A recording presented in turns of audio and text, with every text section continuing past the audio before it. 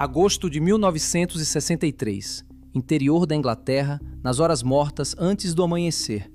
Um trem-correio para diante de um sinal vermelho. Só que aquele vermelho é mentira. Foi montado com pilhas e uma luva jogada por cima da luz verde. E, poucos dias depois, numa fazenda tranquila não muito longe dali, os homens que pararam aquele trem estão sentados em volta de uma mesa jogando banco imobiliário. Só que não estão usando as notinhas de papel que vem na caixa, estão usando dinheiro de verdade. Maços de cédulas autênticas, vindas de um dos maiores roubos que o país já tinha visto, passando de mão em mão sobre um tabuleiro de brinquedo como se não fossem nada. Essa única imagem, ladrões jogando um jogo de dinheiro com dinheiro real, resume a mistura de brilhantismo, arrogância e descuido dessa história. E é esse mesmo descuido que vai colocar todos eles atrás das grades. Comece pelo sinal, porque ele explica tudo.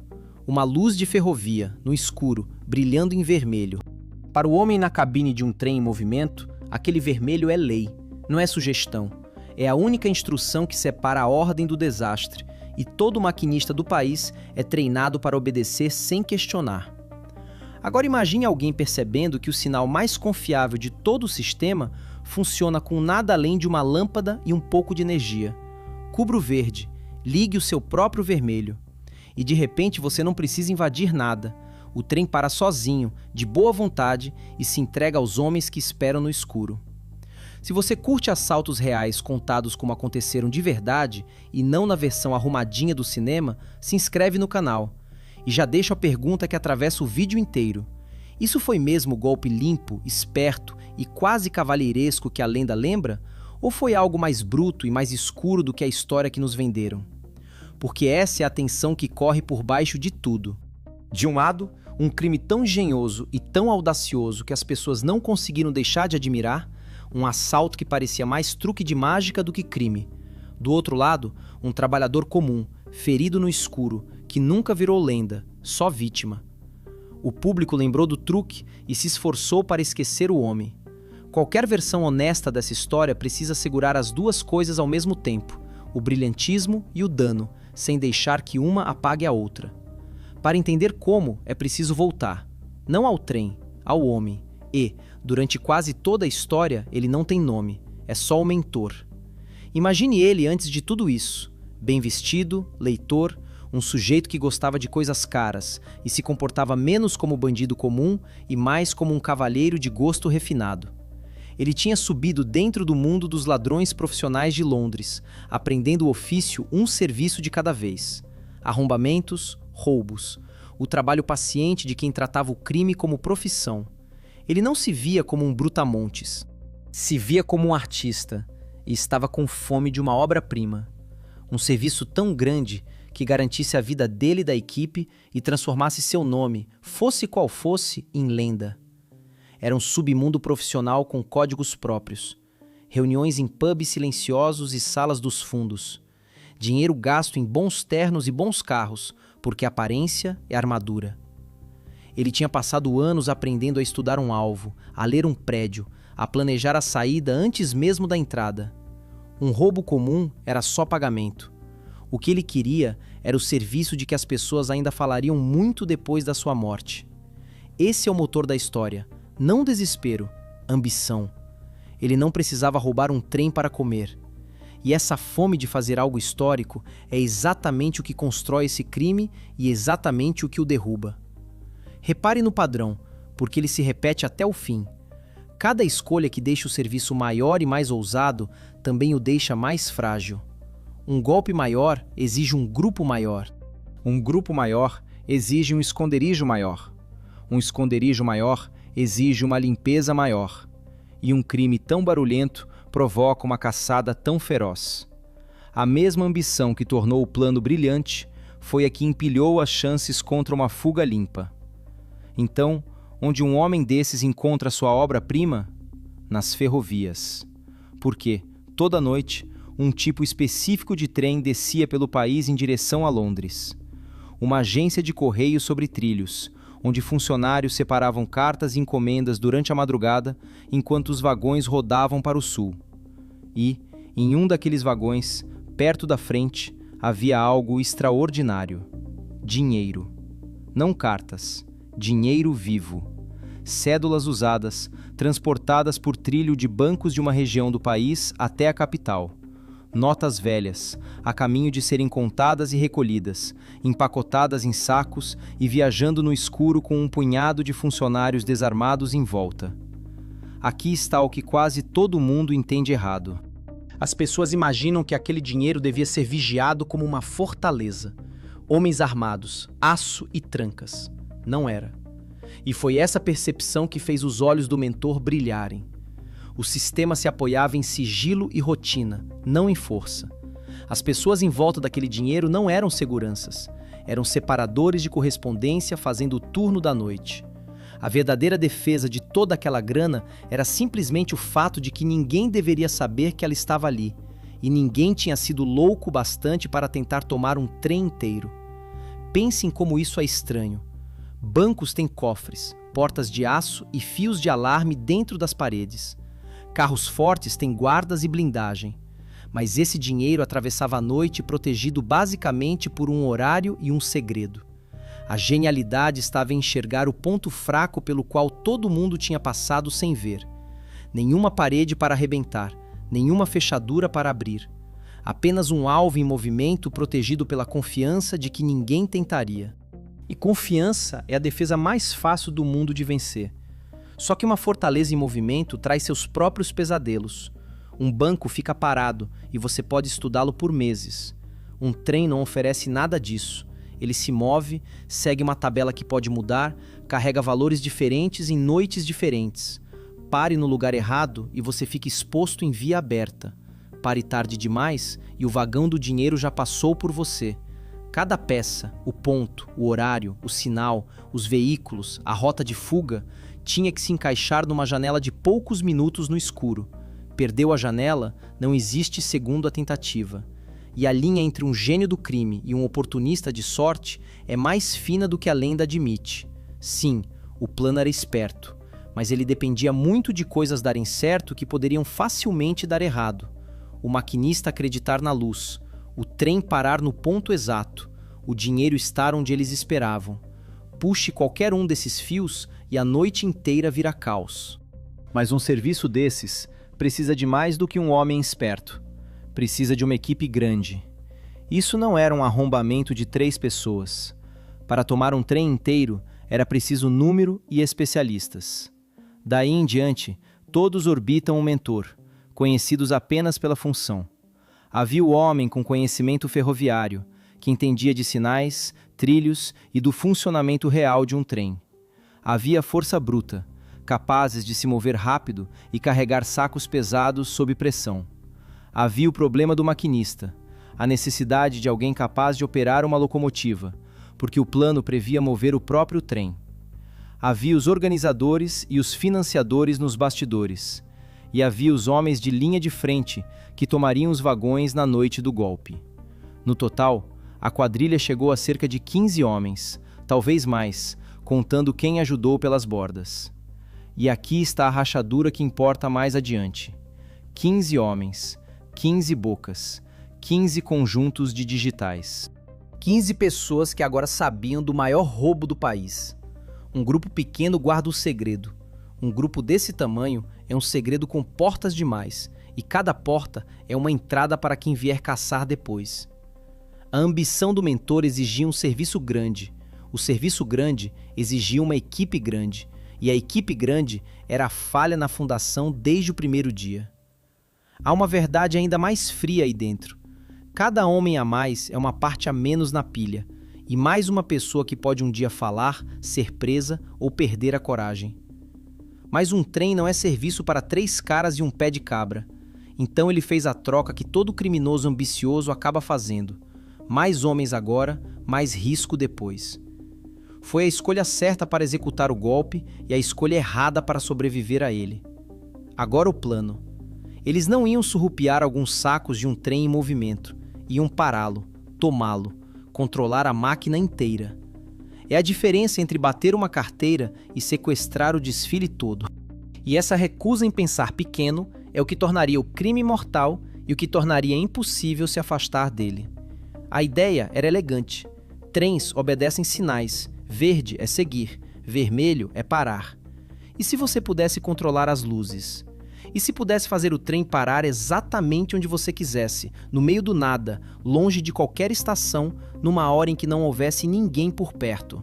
Você não precisaria forçar passagem por ninguém. O trem simplesmente pararia e se entregaria. Então eles estudaram a linha, aprenderam o horário do trem-correio e o vagão onde o dinheiro viajava.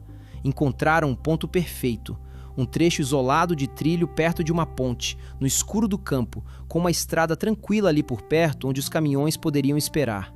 Ensaiaram os papéis, reuniram o equipamento, luvas, botas, veículos pintados para parecer comuns, e resolveram como enganar o sinal, e esse detalhe mostra como funcionava a cabeça deles.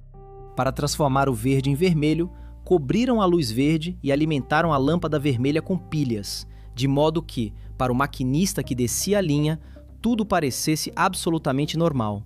Um sinal vermelho de rotina: parar, esperar, seguir. Nada a temer.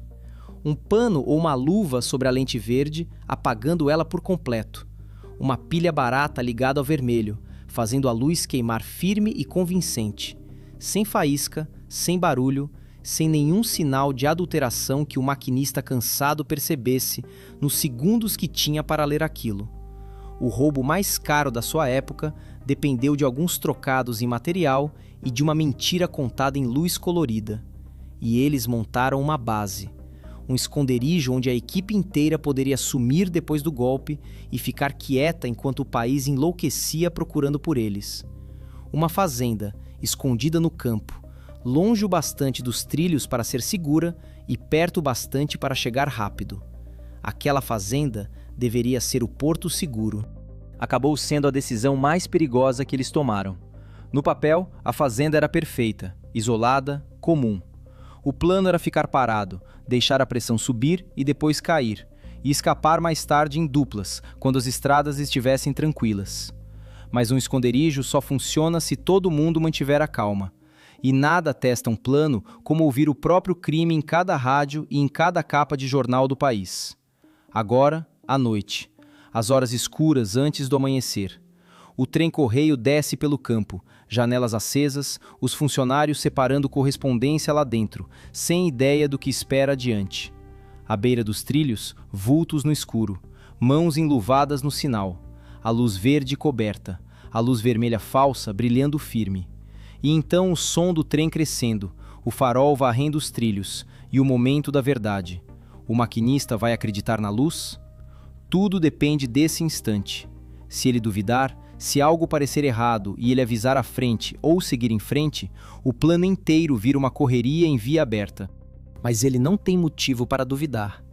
Essa é a elegante crueldade do truque. Ele não luta contra os instintos do maquinista, ele os usa. O treinamento, a cautela, os anos fazendo tudo certo são exatamente o que puxam o trem até a parada e o entregam aos homens nas sombras. Ele acredita.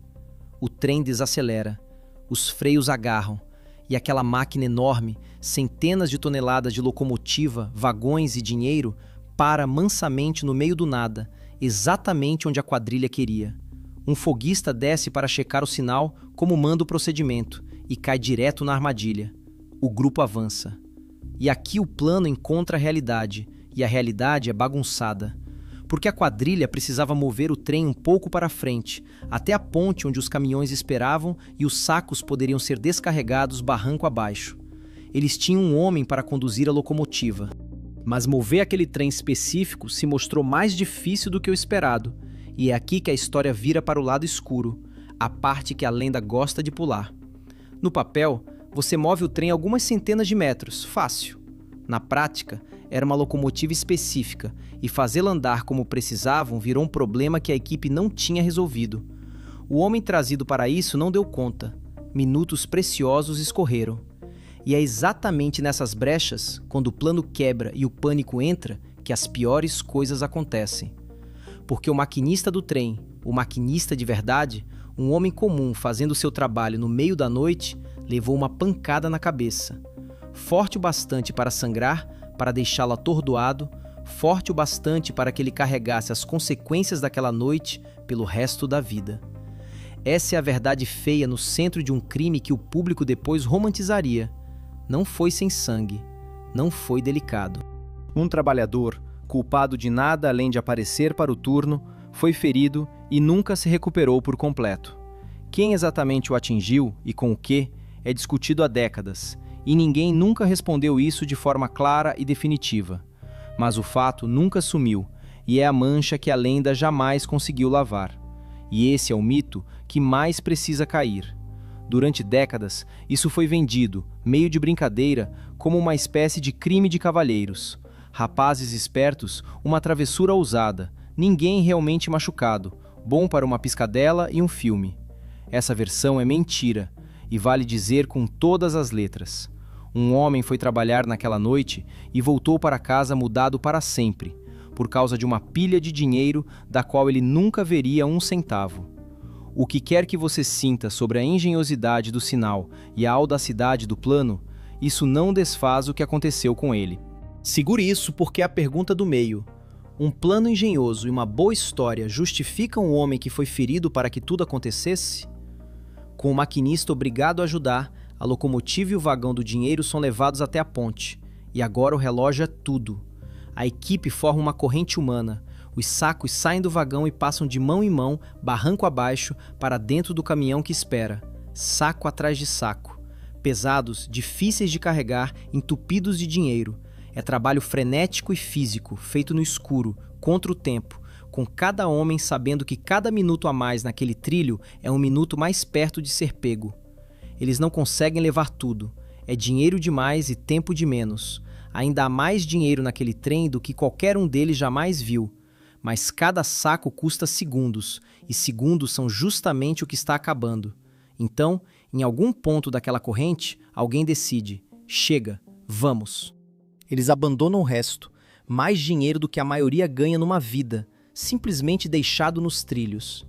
Talvez tenha sido a coisa mais inteligente que fizeram na noite inteira.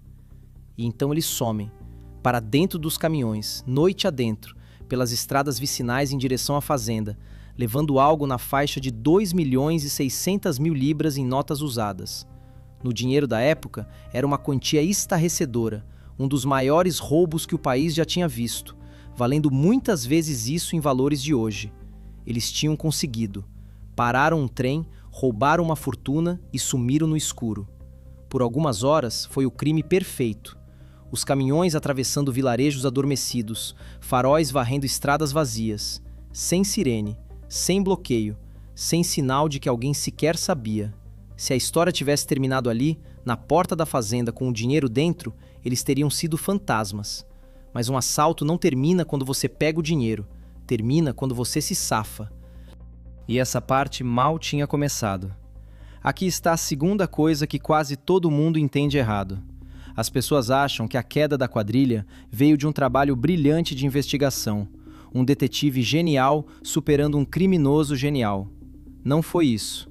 Eles venceram a ferrovia, venceram o sinal, venceram o horário. O que não venceram foi o próprio descuido, justamente no lugar onde se achavam seguros. Esse é o padrão de quase todo grande assalto. A parte difícil, aquela que todo mundo comenta, quase nunca é o que pega os culpados. O que eles não venceram foi o rescaldo humano e maçante, a limpeza, o silêncio, ficar parado. Pegar o dinheiro é trabalho de uma noite. Se safar com ele é trabalho de uma vida inteira.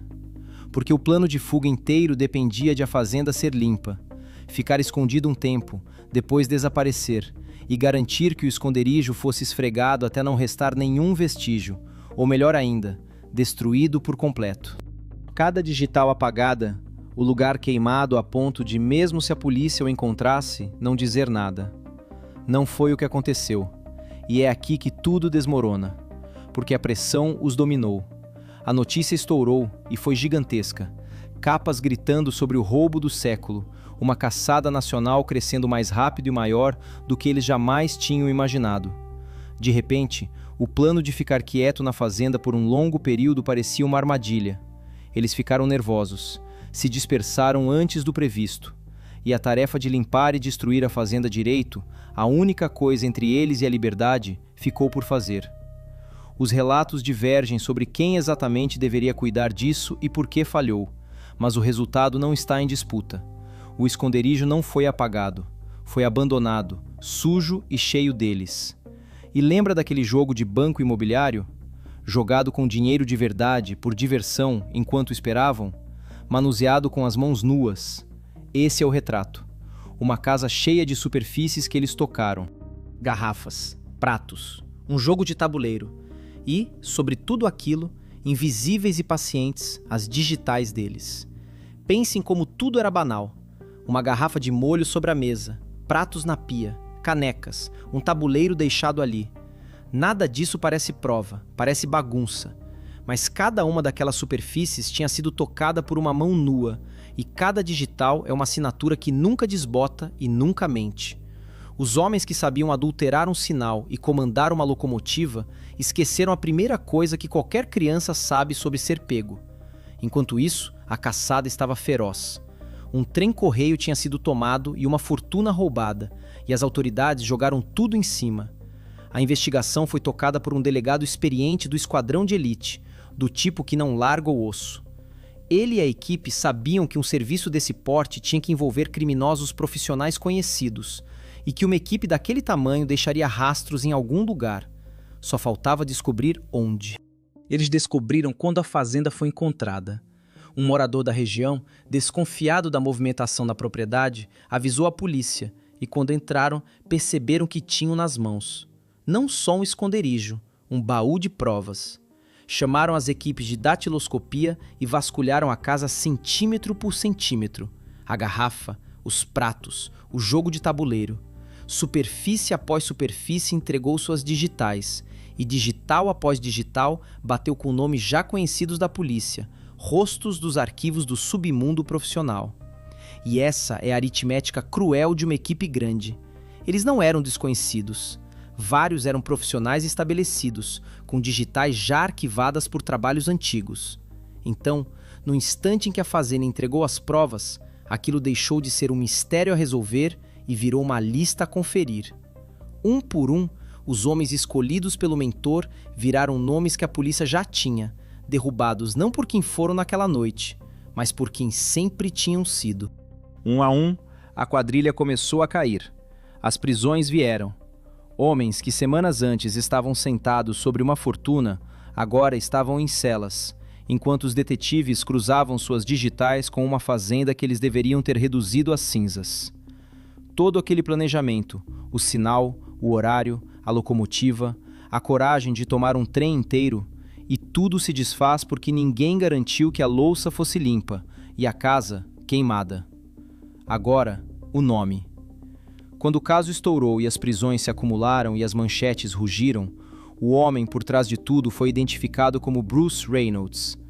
O ladrão de carreira que sonhava com um único golpe histórico e conseguiu realizá-lo, só para ver tudo desmoronar porque uma fazenda cheia de digitais ficou de pé. Mas há uma reviravolta na história dele.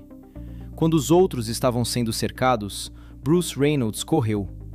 Enquanto boa parte da quadrilha era presa e levada aos tribunais, o mentor escapou e sumiu. E ficou sumido por anos. Virou foragido, viveu no exterior, mudando de lugar em lugar, queimando sua parte do dinheiro para se manter livre e à frente de quem o caçava. O grande golpe que deveria comprar uma vida dourada, comprou na prática exílio, paranoia e uma sangria financeira lenta, com o custo de se esconder devorando a fortuna. Pense no que liberdade significava para ele. Não uma mansão. Quartos alugados em cidades estrangeiras. Nomes novos. Olhar por cima do ombro em cada multidão. Somas enormes gastas só para continuar escondido, mudando de novo assim que um lugar parecia vigiado. Ele tinha a fortuna e tinha a liberdade. E devagar, a fortuna foi pagando pela liberdade até quase não sobrar nenhuma das duas. E as penas que caíram sobre os presos foram estarrecedoras. Quando os tribunais julgaram a quadrilha, vieram como um martelo, distribuindo condenações tão longas que chocaram até quem queria os ladrões punidos, décadas atrás das grades. A mensagem era proposital. Faça algo tão audacioso, envergonhe o país desse jeito e nós vamos te enterrar. Qualquer romantismo que o público sentisse pelo crime, a lei não sentiu nenhum. E então veio o detalhe que transformou a história em lenda pura. Porque um dos integrantes, condenado a uma pena longa, fez o quase impensável. Fugiu da prisão. Pulou o muro, saiu do país e passou anos, décadas até, vivendo como foragido do outro lado do mundo, provocando as autoridades à distância, virando figura folclórica, o que escapou. E essa fuga manteve a história viva. A cada ano em que aquele foragido continuava fora de alcance, a lenda crescia, virando filmes, músicas e manchetes. Um crime que poderia ter virado nota de rodapé virou mito, porque um dos seus personagens se recusou a deixar o final ficar arrumadinho. Nem sempre é o mais esperto que vira imortal. Às vezes, é só quem ficou mais tempo correndo. Quanto ao mentor, os anos de fuga acabaram. Depois de um longo período como foragido, Bruce Reynolds acabou capturado e trazido de volta para responder à justiça, e também foi preso pela sua parte no crime que tinha imaginado. O homem que queria uma obra-prima conseguiu uma, de certa forma. Só não conseguiu a vida que imaginava do outro lado dela. Cumpriu pena, saiu mais velho e viveu o resto dos seus dias na estranha meia-luz da infâmia, para sempre conhecido como o cérebro do grande roubo do trem. Boa parte daqueles 2.600.000 libras nunca foi recuperada. Não comprou para a quadrilha o futuro que eles queriam e não voltou por completo para as pessoas de quem foi tirada. Simplesmente sumiu, gasta na fuga, perdida, escondida ou espalhada por lugares que ninguém sabe nomear. Pense naquela fazenda mais uma vez. Os homens que conseguiam planejar um trem no minuto exato, adulterar um sinal, comandar uma locomotiva e arrancar uma fortuna do escuro, sentaram naquela casa, jogaram um jogo com dinheiro de verdade e deixaram digitais em tudo, confiando que outra pessoa limparia a bagunça. Esse é o resumo da história inteira. Brilhantes no planejamento, descuidados nos detalhes humanos. No fim, o defeito fatal do mentor não foi falta de coragem nem falta de imaginação. Foi acreditar que um plano tão bom sobreviveria a ser executado por tantos homens comuns, descuidados e assustados. O trem foi a parte fácil. As pessoas foram a parte difícil.